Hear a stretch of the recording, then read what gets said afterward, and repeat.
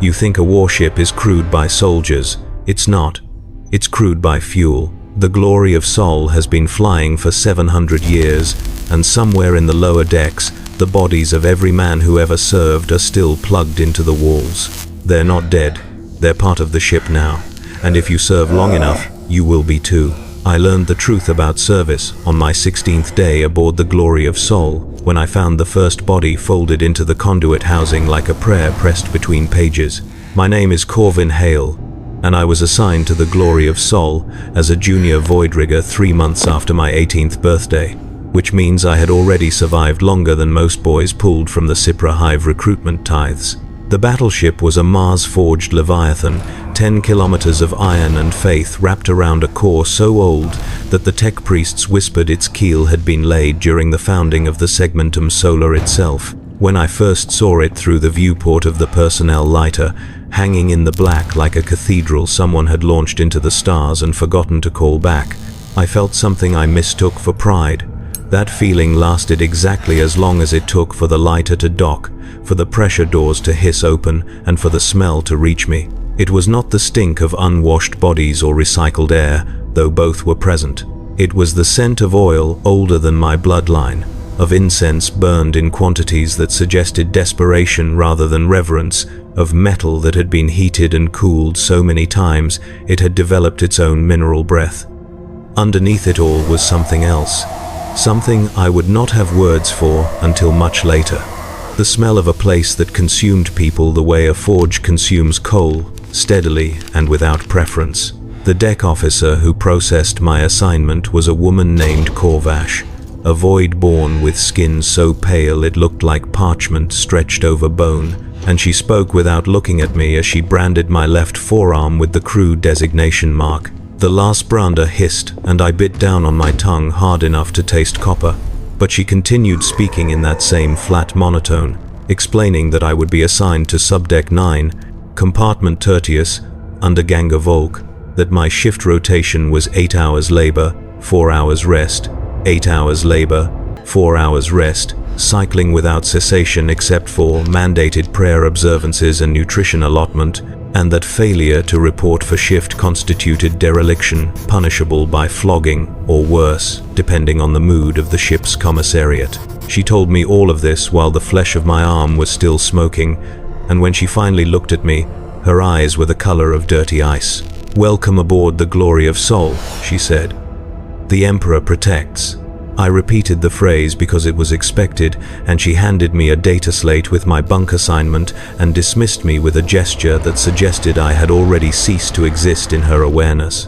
I learned quickly that this was how officers regarded the riggers, as components, as interchangeable parts in a vast mechanism whose true function we were never meant to understand. We were the hands that reached into spaces too small for servitors, the bodies that could be sent into radiation-flooded compartments with nothing but rebreather masks and the promise of the Emperor's mercy, the eyes that checked welds and seals in the dark places where the ship's machine spirit grew restless and hungry.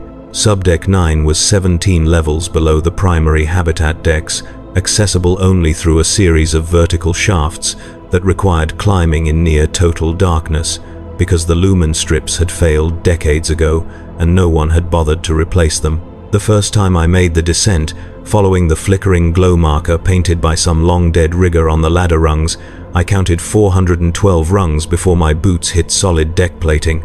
The air down there was 10 degrees colder than the upper decks, and it moved in strange patterns, gusting from vents that should have been sealed and falling still in corridors that should have had active circulation. I learned to read those air currents the way a sailor reads the sea, because they told you things the official deck plans did not, where the ship's skeleton was cracked and weeping atmosphere, where the machine spirit's attention was focused, where the temperature differentials meant a plasma conduit was running too hot, or a coolant line had developed a slow leak that would eventually kill everyone in the compartment. Ganga Volk was a bull of a man, gene-bulked and augmented with enough bionics that his left arm whined when he moved it, and his right eye glowed a faint red in the darkness.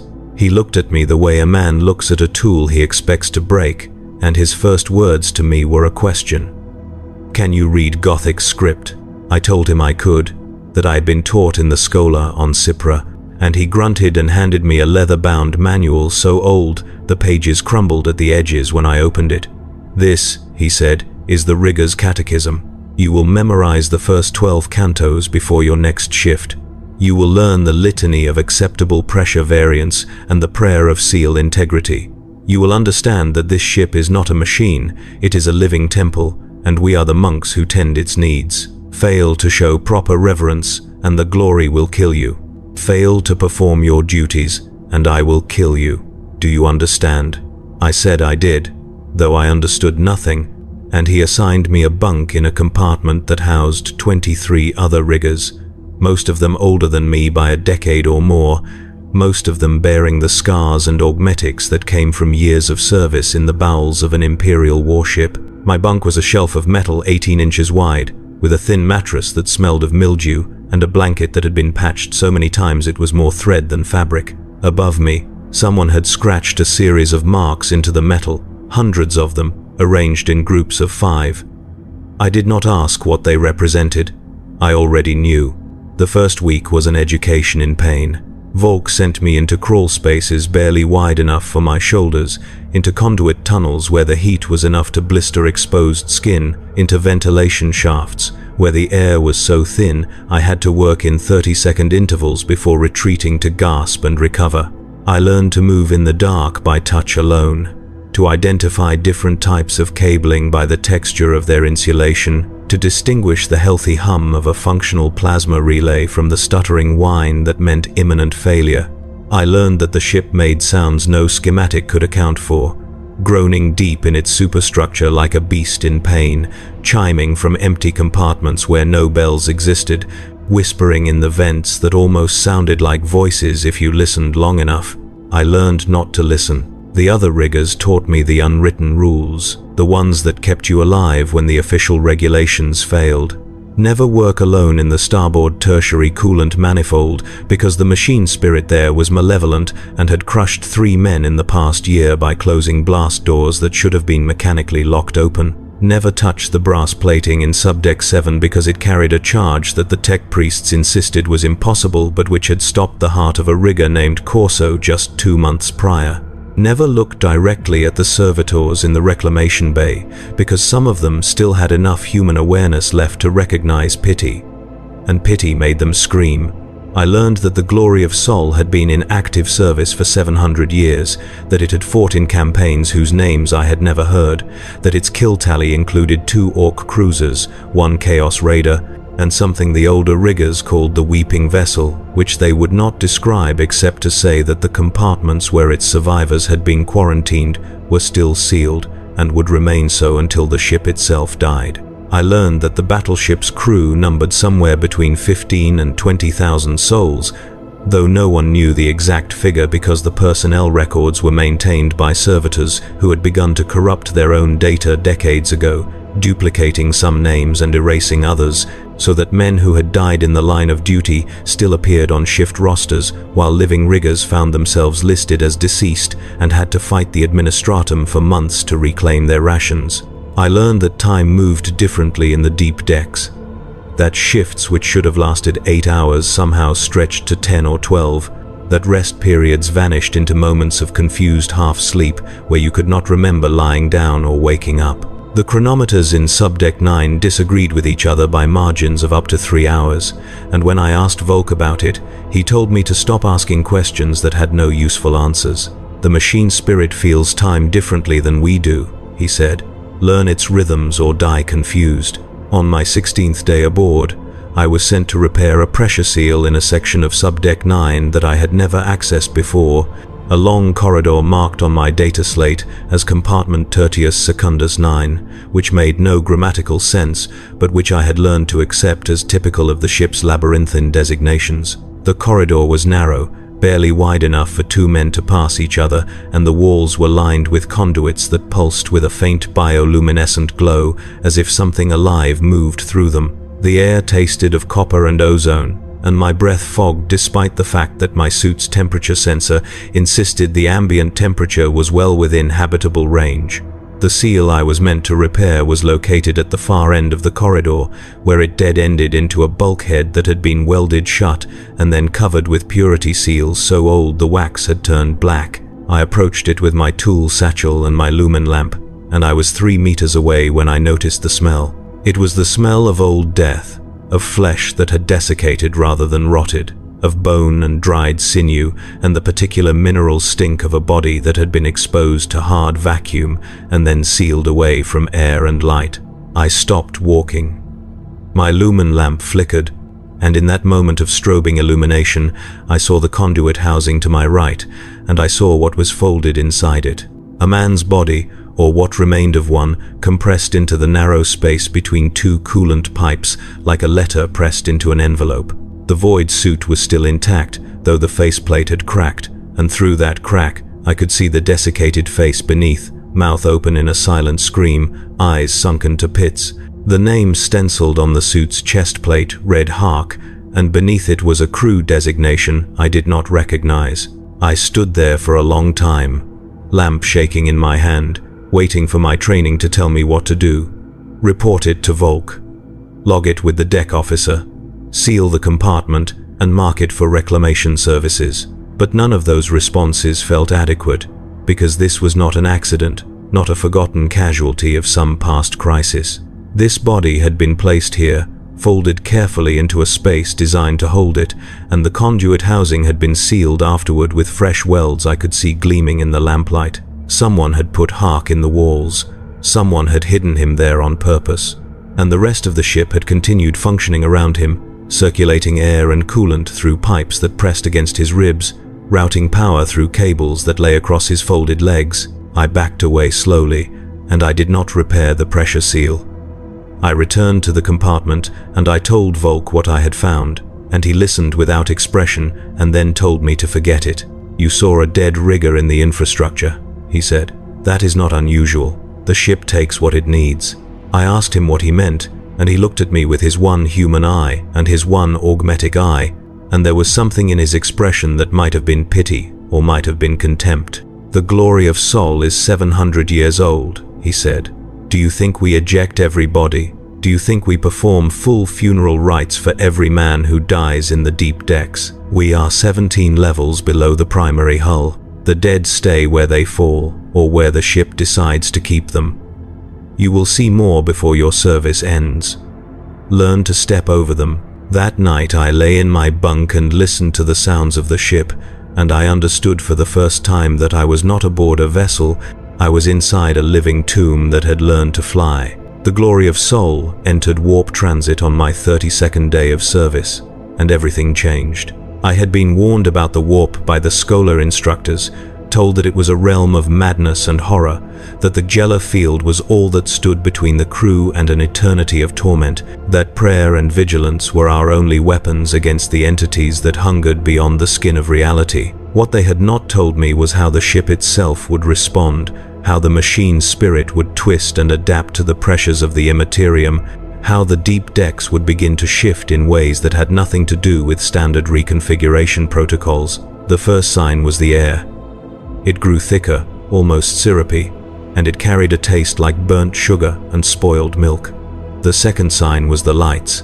The lumen strips began to flicker in patterns, cycling through sequences that seemed almost intentional, almost like code. The third sign was the corridors themselves, which began to terminate in places they had not terminated before, to branch into access ways that did not appear on any schematic, to loop back on themselves in geometries that made my eyes ache when I tried to follow them. Volk called it the shift cycle. He explained it during a rare moment of downtime, when the rest of the riggers were sleeping and the two of us were performing a routine inspection of the primary coolant manifold. "The ship has moods," he said.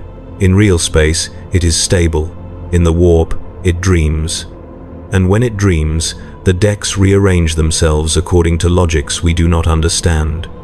You will learn to navigate by feel, by instinct. Trust your gut more than your maps. The maps lie. The ship does not." I asked him if the officers knew about this, and he laughed, a sound like grinding metal. "The officers live in the upper decks," he said. "They see what the ship wants them to see. Down here, we see the truth. The shift cycles were not random. I began to notice patterns, repetitions, as if the ship were testing configurations and then returning to them days later. Corridors that had been sealed would open, revealing compartments full of equipment I did not recognize, machinery that hummed with a frequency that made my teeth ache. Bulkheads that had been welded shut for decades would suddenly unlock, and beyond them would be spaces that smelled of ozone and copper. Spaces where the walls were covered in symbols I did not know, scratched into the metal by hands I would never see. I began to keep a journal, written in a small notebook I had found in the bunk of a rigger who had died 3 weeks before I arrived, a man named Tech, whose name was still on the shift roster, despite the fact that his body had been fed to the reclamation servitors. In the journal, I recorded the shift cycles, mapping the changes as best I could, trying to find the pattern, the underlying logic. I noted the times when certain corridors would appear, the sounds that preceded reconfigurations, the smells that indicated a shift was imminent. On the 47th day, I discovered the ghost echo alarms. I was alone in a sub-compartment of Deck 9, replacing a blown relay in a power junction when I heard the klaxon. It was a standard proximity alarm, the kind that sounded when a blast door was about to close or when a pressure differential exceeded safe parameters. I looked up, expecting to see warning lights, expecting to hear the automated voice of the ship's Vox system announcing the nature of the emergency. But there was nothing. No lights, no voice, just the klaxon, echoing through the empty corridor, growing louder and then fading, as if it were moving away from me. I followed it. I know now that this was a mistake, that I should have returned to the compartment, should have reported it to Volk, should have done anything other than what I did. But I was young, and I was curious, and I had not yet learned that curiosity in the deep decks was a form of slow suicide. I followed the sound through 3 corridors, down a shaft I had never seen before, into a section of the ship that my data slate insisted did not exist. The corridor ended in a chamber, circular and vast, easily 50 meters across, with a ceiling that vanished into shadow above my head. The walls were covered in pipes, thousands of them, ranging from finger-width tubing to conduits large enough to crawl through, and they pulsed with a rhythm that was almost biological, almost like a heartbeat. In the center of the chamber was a structure I did not recognize, a cylindrical column of brass and iron, covered in engraved prayers and purity seals, and from its top extended a series of cables that rose into the darkness above. The klaxon was coming from the column. It sounded once, twice, 3 times, and then it stopped, and in the silence that followed, I heard something else. Breathing. Not the mechanical wheeze of a ventilation system, but the slow, deliberate breath of something living, something massive, something that filled the chamber with its presence. I stood frozen, lamp clutched in one hand, waiting for whatever it was to reveal itself. But nothing moved. The breathing continued, steady and patient, and after a long moment, I realized that it was coming from the pipes themselves, from the entire chamber, from the ship. The glory of Sol was breathing. I ran. I do not remember the route I took, do not remember climbing back up the shaft or navigating the corridors. I remember only the sound of that breathing following me, echoing in the vents, and the certainty that I had seen something I was not meant to see, that I had stepped into a space reserved for the ship's dreaming mind, and that I had been marked by it. When I returned to the compartment, Volk was waiting. He looked at me, at my pale face and shaking hands, and he nodded as if he had expected this. "You heard it," he said. It was not a question. I told him about the chamber, about the column, about the breathing, and he listened without interrupting. When I finished, he was silent for a long time, and then he said, "That is the Sanctum Tertius. It is one of the ship's hearts. There are 7 of them, scattered through the deep decks, and each one maintains a different function. Plasma regulation, atmosphere cycling, warp field stabilization. The Sanctum Tertius regulates the shift cycles. It decides when the decks reconfigure. It is the ship's will made manifest." I asked him why the officers did not know about it, and he gave me a look that suggested I was being deliberately obtuse. "The officers know everything they need to know," he said. "We know what we need to survive. Those are not the same thing. Over the following weeks, I began to understand what he meant.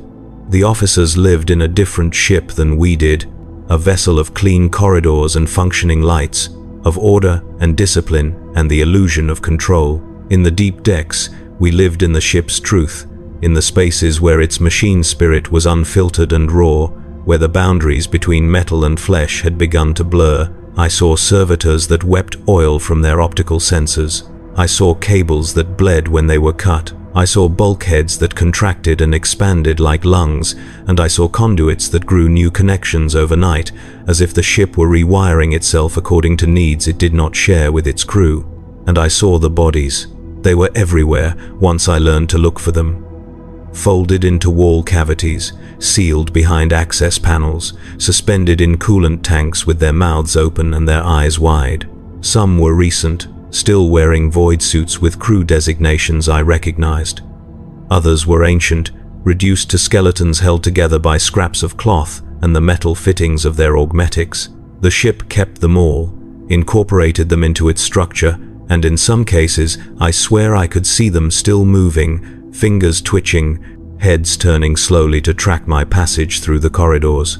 Volk told me not to speak of it, told me that acknowledging the dead would give them power, would draw their attention in ways that could not be undone. So I learned to walk past them without looking, to ignore the whispers that seemed to come from sealed compartments, to focus on my work and my survival, and nothing else. But the ship would not let me forget. On the 63rd day, a rigger named Pallas disappeared. He was on shift with me, working to replace a corroded seal in one of the tertiary coolant lines, and I turned away for less than a minute to retrieve a tool from my satchel. When I turned back, he was gone. His tools were still on the deck. His void suit hung on the wall hook where he had left it, but Pallas himself had vanished, as if he had simply ceased to exist in the space between one breath and the next.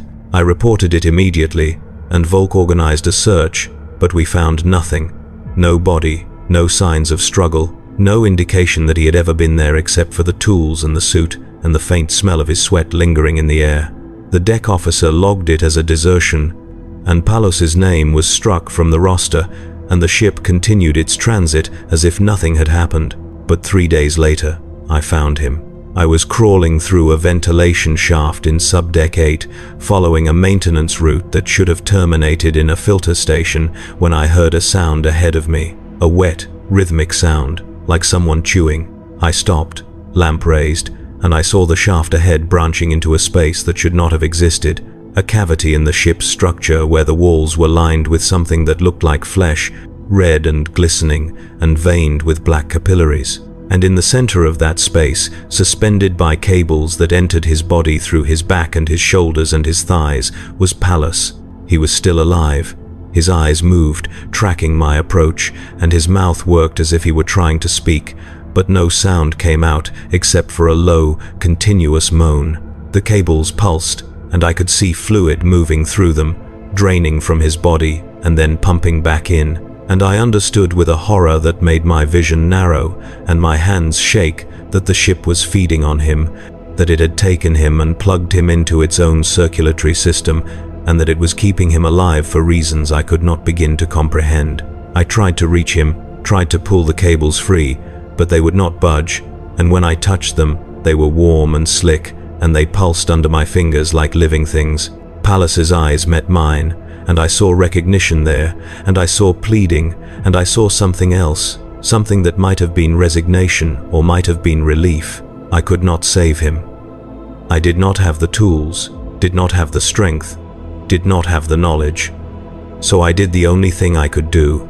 I whispered the prayer for the dying, the one my mother had taught me before the tithe takers came for me, and I watched as something in Pallas's eyes went still, as if he had heard me and understood and let go. Then I crawled backward out of the shaft, and I sealed the access hatch, and I told no one what I had seen. That night, lying in my bunk, with the sounds of the ship groaning around me, I understood that the glory of Sol did not simply contain the dead, it consumed them. It took their bodies and their minds and their memories, and it folded them into itself, sustaining its own vast and ancient life with the remnants of those who served it. We were not crew, We were fuel. The warp transit stretched on, days bleeding into weeks, weeks into months, until I lost count and stopped trying to keep track. The shift cycles grew more frequent, more erratic, and entire sections of Subdeck 9 began to vanish from the schematics, replaced by notations that read under reconfiguration or awaiting tech priced approval, which everyone understood to mean that the ship had claimed those spaces for itself and no longer permitted human access. More riggers disappeared.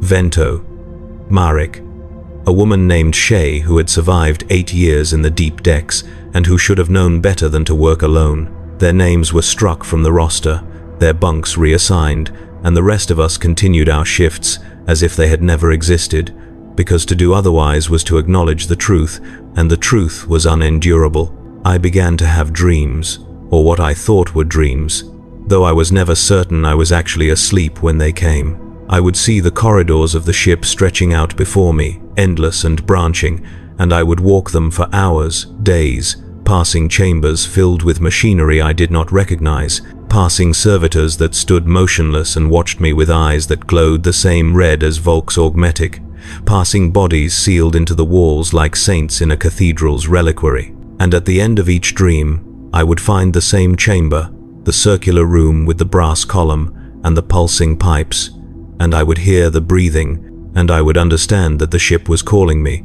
that it wanted something from me, though I did not know what. Volk noticed the change in me. He pulled me aside during a rest period and asked if I was sleeping, if I was eating, if I was maintaining my observances. I told him I was, though it was a lie, and he studied me with his mismatched eyes and then said, "The ship is testing you. It does this to some. It did it to me years ago. You will either break or you will adapt. There is no third option." I asked him what happened if I broke, and he smiled, though there was no warmth in it. "Then you will join the others," he said, "and the ship will keep you alive just long enough to learn that you should have adapted."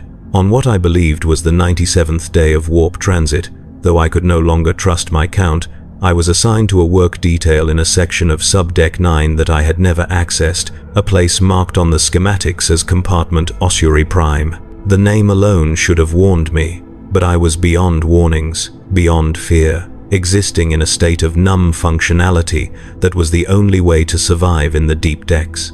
The compartment was located at the end of a long corridor that sloped downward at an angle that made my knees ache, and the air there was colder than anywhere else I had been, cold enough that my breath came out in thick plumes and my fingers grew stiff inside my gloves. The hatch was marked with purity seals and warning sigils, and it required 3 separate authorization codes to unlock, codes that Volk provided without explanation. Beyond the hatch was a chamber that defied my understanding of the ship's architecture. It was vast, easily 100 meters long and half as wide, and the ceiling was so high that my lamp could not reach it. The walls were lined with alcoves, thousands of them, arranged in neat rows like the catacombs beneath the great hive cathedrals, and in each alcove was a body. They were Void crew, all of them, still wearing their suits and their rank insignia, still strapped into their duty harnesses. Some were recent enough that I could see the color in their faces through the helmet visors. Others were ancient, reduced to bones and scraps of cloth, their suits corroded to lace. And all of them were connected to the ship by cables that entered their suits through ports I had never seen on any standard Void gear, cables that pulsed with the same bioluminescent glow I had seen in the conduits, as if the ship were still sustaining them, still feeding them, still keeping some spark of life trapped in their desiccated flesh. I stood in the entrance, lamp shaking in my hand, and I counted the alcoves. There were thousands, tens of thousands, enough to account for every rigger who had ever served aboard the Glory of Sol, every Void crew member who had died in its service, every soul the ship had claimed and refused to release. "This is where we go," said a voice behind me, and I turned to find Volk standing in the hatchway, his expression unreadable. "This is the ship's memory. Every man who dies in the deep decks is brought here, connected to the infrastructure, preserved. The tech priests say it is to honor the fallen, to maintain continuity with the ship's past. But we know the truth." I asked him what the truth was, and he stepped into the chamber, walking between the rows of alcoves, running his augmetic hand along the cables. "The truth is that the glory of Sol does not forget," he said. "It does not forgive. It does not release. When you die here, you become part of it, and it will keep you alive in whatever way it can, feeding on your thoughts, your memories, your pain. Some of these men have been here for centuries. Some of them are still conscious." "Do you understand what I am telling you, Hale?" I told him I did, though I understood nothing except the magnitude of the horror before me, and he nodded and turned to leave. "Our work detail is to repair the coolant lines that service this compartment," he said. "The ship must keep its memory cold, or the bodies will decay, and it will lose them. We have 6 hours. Do not touch the cables, do not speak to the bodies, and do not look too closely at their faces, because some of them will recognize you, and that recognition will damn you."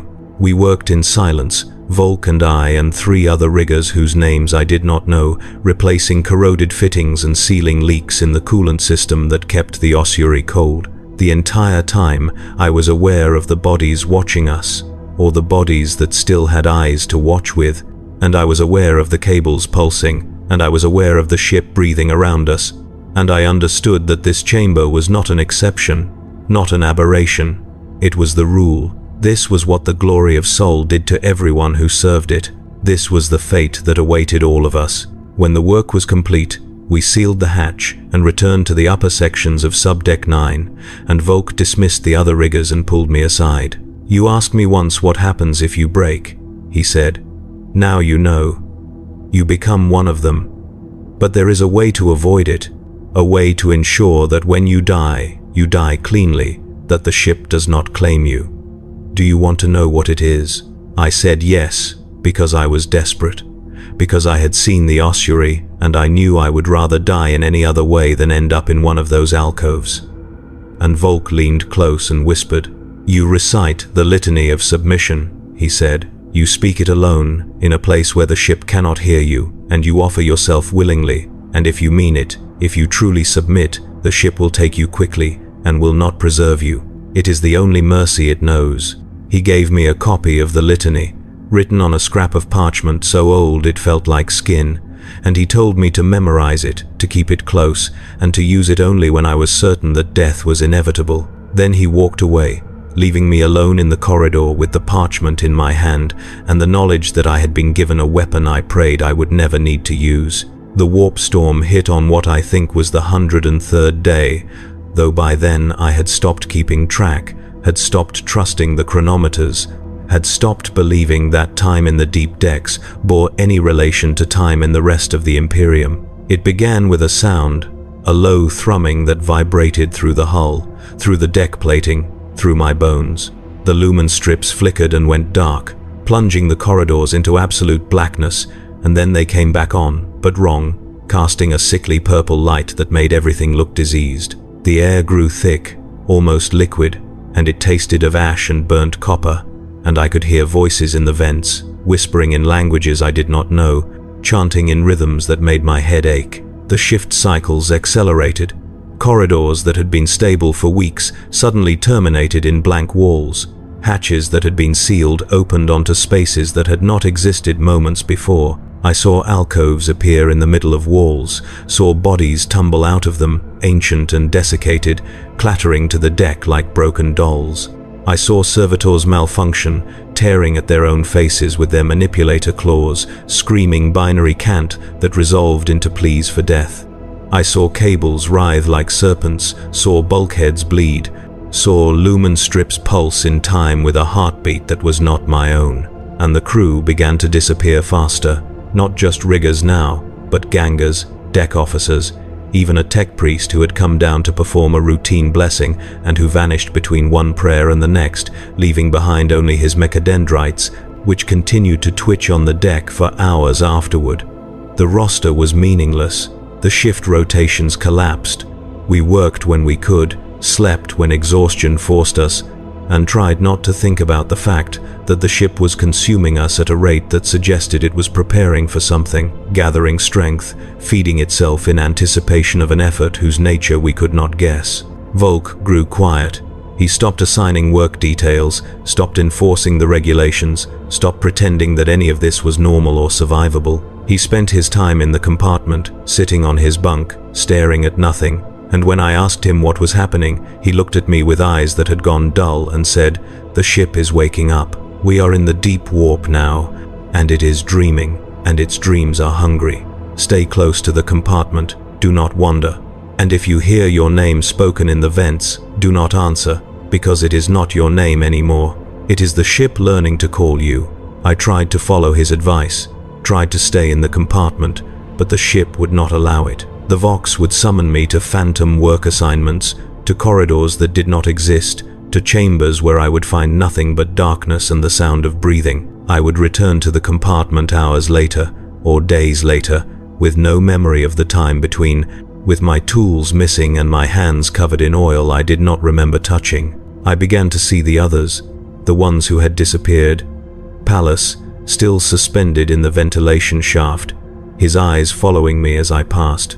Shay, standing at the end of a corridor, her void suit torn open and her chest cavity filled with cables. Vento, sealed into a bulkhead, his face pressed against the metal, his mouth moving in silent screams. They were everywhere, woven into the ship's structure, and I understood that they were not dead, not truly, that the ship had claimed them and was keeping them alive in states that mocked the very concept of life, and that I would join them soon if I did not find a way to escape. But there was no escape. The glory of Sol was in warp transit, and even if I could reach the upper decks, even if I could find a way to the shuttle bays or the savior pods, there was nowhere to go, nothing beyond the Geller field except the howling madness of the Imperium. So I did the only thing I could do. I memorized the litany of submission. I spoke it to myself during the long hours of work, whispered it in the darkness of my bunk, repeated it until the words lost meaning and became simply sounds, rhythms, a mantra against the encroaching horror. I do not know if I believed it would save me. I do not know if I believed anything by that point, but it gave me something to focus on, something to hold on to, and that was enough. The end came on a day I cannot number, in a corridor I cannot name, in a moment that felt both sudden and inevitable. I was alone, crawling through a maintenance tunnel that had not existed the day before, following a false alarm that the Vox had given me when the walls began to contract. It was slow at first, a gradual narrowing that I barely noticed, but within minutes the tunnel had shrunk to the point where I could no longer turn around, could barely move forward, and I understood with a clarity that cut through my exhaustion and my fear that the ship was closing around me, that it had decided to claim me, and that I had perhaps 60 seconds before I would be crushed or absorbed or transformed into something that was no longer recognizably human. I stopped crawling. I lay still in the narrowing darkness, feeling the metal pressing against my back and my shoulders and my skull, and I began to recite the litany of submission. "I submit to the glory of Sol," I whispered. "I submit to its will and its needs. I offer myself willingly, without reservation, without fear. I am a servant of the Imperium, a child of the Emperor, and I give my flesh and my spirit to the machine that carries his light into the void. Let my death be swift. Let my service be remembered. Let the ship take what it needs and release what it does not." I spoke the words clearly, slowly, meaning every syllable, and I felt something shift in the tunnel around me. The pressure eased. The walls stopped contracting, and in the silence that followed, I heard a sound that might have been the ship breathing, or might have been something else, something that recognized my submission and accepted it.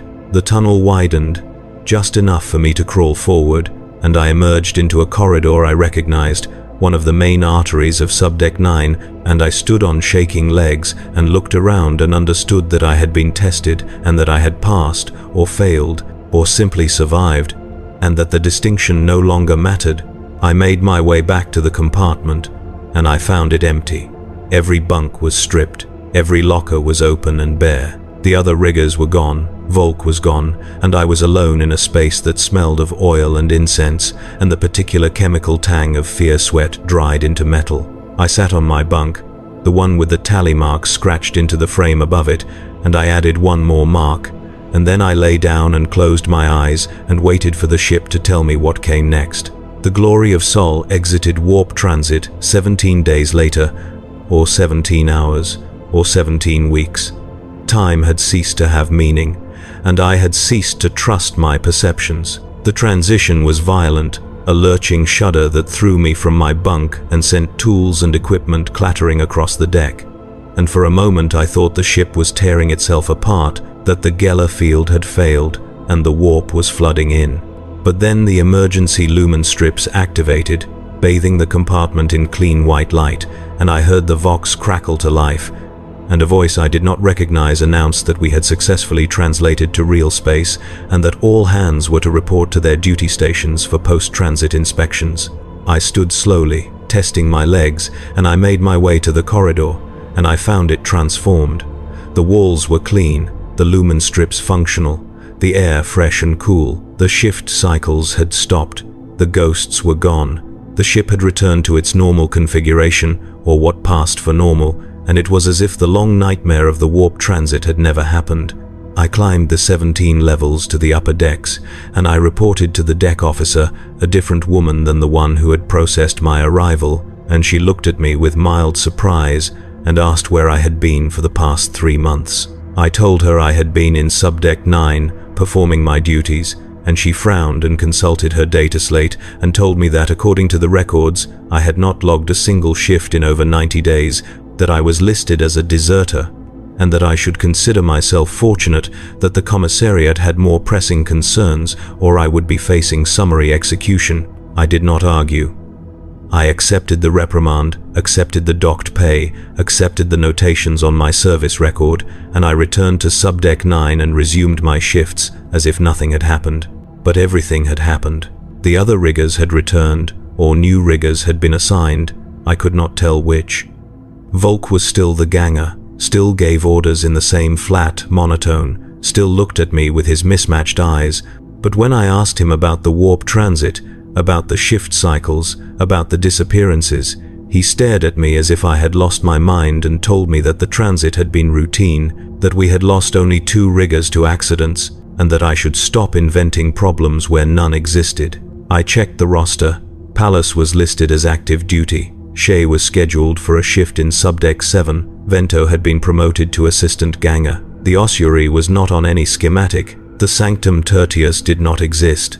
I understood then that the ship had 2 faces, 2 realities, and that which one you saw depended on what the ship wanted you to see, on what the machine spirit decided to reveal. In real space, the Glory of Sol was a functioning warship, ancient but serviceable, crewed by loyal servants of the Imperium. In the warp, it was something else, something that fed on its crew and folded them into itself and kept them alive in states that defied comprehension. And I had seen both faces, had survived both realities, and the ship had marked me for it. Over the following weeks, I tried to return to normal, tried to perform my duties and ignore the memories, but I could not unsee what I had seen. I would pass through corridors and see the faint outlines of alcoves that were not there, would hear whispers in the vents that no one else acknowledged, would smell the copper and ozone scent that meant the shift cycles were beginning, even though the ship remained stable and the chronometers agreed with each other and the schematics stayed constant. I began to understand that I was living in both realities simultaneously, that the ship's mark had given me a kind of double vision, and that I would never be free of it. The deep decks would always be there, just beneath the surface, waiting for the next warp transit, waiting to reclaim the crew it had temporarily released. I kept the litany of submission in my pocket, written on the scrap of parchment Volk had given me, and I read it every night before I slept, reminding myself of the bargain I had made, the submission I had offered. I did not know if it would protect me. I did not know if anything could protect me. But it was the only weapon I had, and I clung to it the way a drowning man clings to driftwood. The months passed, or what I perceived as months, and the Glory of Sol continued its patrol, translating in and out of warp space, engaging in skirmishes I never saw, conducting operations I was never briefed on. My service record grew, notations accumulating like scars, and I learned to exist in a state of constant low-level dread, waiting for the next transit, waiting for the ship to wake up and remember me. On what I believe was my 247th day of service, I was summoned to the bridge. It was an unprecedented honor or punishment. I could not tell which. Riggers did not go to the bridge. Riggers remained in the deep decks, invisible and expendable, and the fact that I had been called up suggested that something had gone very wrong or very right. I climbed through the ship, passing through sections I had never seen, through corridors lined with purity seals and gold leaf, through chapels where servitor cherubs sang endless hymns, through armories where weapons larger than my entire compartment hung in blessed racks. The ship above Subdeck 9 was a different world, clean and ordered and lit with the warm glow of brass lumen globes, and I felt like an intruder, like something foul that had crawled up from the bilges into a cathedral. The bridge was a vast chamber, cathedral-like in its proportions, with viewports that showed the starfield beyond and command thrones where officers sat in states of constant communion with the ship's systems.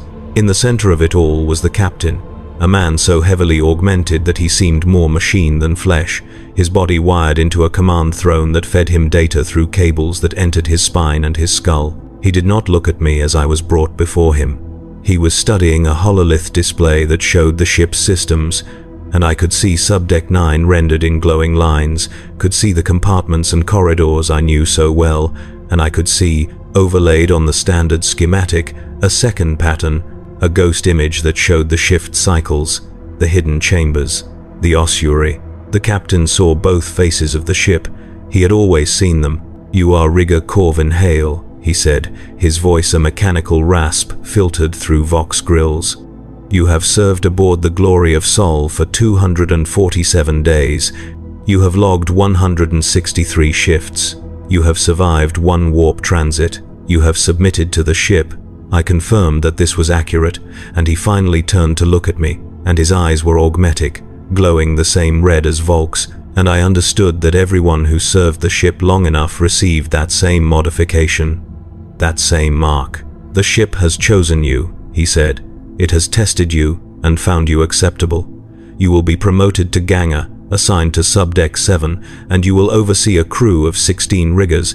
You will teach them what you have learned. You will prepare them for the next transit. Do you accept this honor?" I wanted to refuse. I wanted to tell him that I did not want the responsibility, did not want to become another Volk, did not want to spend the rest of my life in the deep decks watching men disappear and pretending it was normal. But I had submitted, and submission meant acceptance, meant obedience, meant that my will was no longer my own. "I accept," I said, and the captain nodded and dismissed me with a gesture, and I was escorted back down through the ship, past the chapels and the armories and the clean corridors, down into the deep decks, down to Subdeck 7, where a compartment of 16 riggers waited for their new ganger, where bunks had been prepared and tools had been issued, and the cycle was beginning again. Volk was there, waiting for me at the entrance to the compartment. He looked at me with his mismatched eyes, and he smiled, and there was something in that smile that might have been pride or might have been pity. "Welcome, Ganger Hale," he said. "The ship has given you a gift. Use it well." I asked him what the gift was, and he gestured to the compartment, to the riggers who watched me with expressions ranging from hope to fear to exhaustion. "The gift of knowledge," he said. "You know what the ship is. You know what it does. And now you can choose whether to prepare them or let them discover it on their own. That is the only real choice any ganger has." He left, and I entered the compartment, and I looked at the 16 faces watching me, waiting for me to speak, to give orders, to offer some reassurance that their service would be rewarded and their sacrifices would be honored. I could have told them the truth. I could have explained about the shift cycles, about the ossuary, about the bodies in the walls and the breathing in the vents, and the fact that the ship consumed everyone who served it. I could have given them the litany of submission and told them to memorize it, to keep it close, to prepare for the moment when they would need it, but I did not. I gave them the same speech Volk had given me, the same warnings about respecting the machine spirit, the same instructions about learning the rhythms of the deep decks, the same promises that if they worked hard and kept faith, they would survive. I lied to them, because that is what gangers do. because the truth would break them before the ship had a chance to, and because I had learned that survival in the deep decks required a capacity for self-deception that I had not possessed when I arrived, but which I had cultivated over the months of service. The days continued. The shifts cycled. The ship patrolled its assigned sector, and I taught my riggers to crawl through conduits and seal pressure leaks and replace blown relays, and I watched them grow tired and worn and marked by the deep decks, and I waited for the next warp transit.